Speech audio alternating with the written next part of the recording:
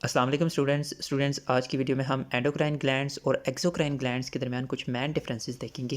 Endocrine glands और ductless gland यानी ये वो ग्लैंड्स होते हैं जिनके अंदर डक्ट्स मौजूद नहीं होती। ये अपनी सिक्रीशन उन डक्ट्स की मदद से, उन ट्यूब्स की मदद से नहीं करते, जबकि जो एक्सोक्राइन ग्लैंड्स होते हैं दे हैव डक्ट्स। इनके अंदर स्पेसिफिक ट्यूब्स मौजूद होती हैं जिनके ज़रिए ये अपनी सिक्रीशन करते हैं किसी पार्टिकुलर, जो कोई भी पार्टिकुलर डेस्टिनेशन होती है उस डेस्टिनेशन के पास ये अपनी सिक्रीशन डक्ट्स की मदद से करते हैं।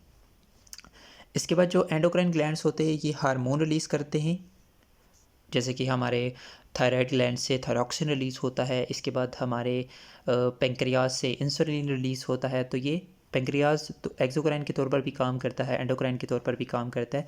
तो एंडोक्राइन ग्लैंड्स जो हैं वो हार्मोन रिलीज़ करते हैं, जबकि जो एक्सोक्राइन ग्लैंड्स होते हैं वो एंजाइम्स रिलीज़ करते हैं, म्यूकस स्वेट रिलीज़ करते हैं। जो हमारे स्वेट ग्लैंड स्किन के अंदर मौजूद होते हैं वो भी एक्सोक्राइन ग्लैंड्स होते हैं। जो लैक्रिमल ग्लैंड्स होते हैं, हमारी आंखों के अंदर जो टीयर्स रिलीज़ करते हैं वो एक्सोक्राइन ग्लैंड्स होते हैं। Endocrine glands secrete products into blood, ये अपनी सक्रीशंस जो हैं वो ब्लड के अंदर करते हैं। हार्मोन्स ब्लड के अंदर रिलीज़ होते हैं इन्हीं एंडोक्राइन ग्लैंड से।